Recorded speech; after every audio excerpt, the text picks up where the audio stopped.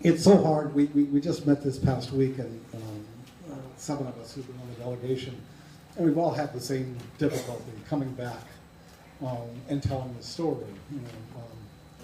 There's so much, and there's so much that you see and you hear and you learn. So I just want to share just a little tidbit. We met with the Catholic Bishop of Chichitenango in central Guatemala, second to last day of our trip. And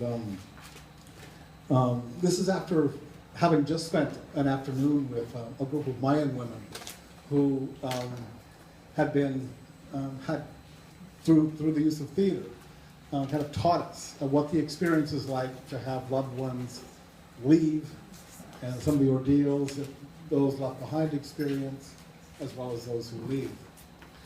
So the bishop was kind of giving us a big picture. We've kind of heard this before, first day we met in Guatemala. But he was talking about the levels of poverty in Guatemala. Something like 59% of indigenous children live in a state of malnutrition.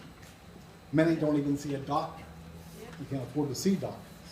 And this is true throughout Guatemala. There was a sign on in the retreat center that we were staying, Maria del Camino, that I noticed that says a lot, it kind of speaks to what Brenda was saying just a second ago. The sign said, and roughly translating, beyond suffering, there is hope. And we saw that this week. If you've been paying attention to the news, we've been told all week when we were there about the corruption of the government and what happened this week. The president of Guatemala was forced to resign. Okay? So it's a step forward. It's a small step forward. And even more importantly, coming out of the faith community, this is an action supported by hundreds of thousands of Guatemalans. There was a nonviolent demonstrations that have been going on in Guatemala since April. We were told that on Facebook, there was 5 people that posted an invitation to come to these demonstrations. 60,000 showed up each weekend. 60,000 people. And it was a nonviolent demonstration, as opposed to the conflicts that have risen in Guatemala, military-driven and everything else. So it's a step forward, and these are the signs of hope that people like Bishop Gramazini were encouraging us to support. He also encouraged us to support, and this is true, we heard this throughout the trip.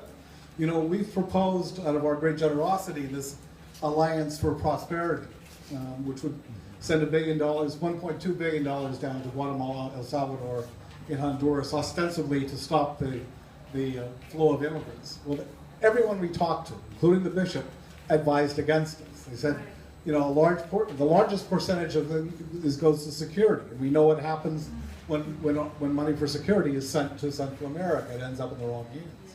If anything, he encouraged us to support money directed to USAID, which actually does constructive things, something we actually saw on our last day in Guatemala, when we actually visited a shelter where children 18 years of age and younger are sent once they return, once they've been deported from the United States.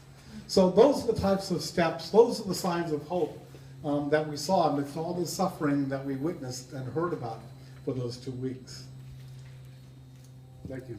Tom, is there one gesture that you'd like to share? Oh.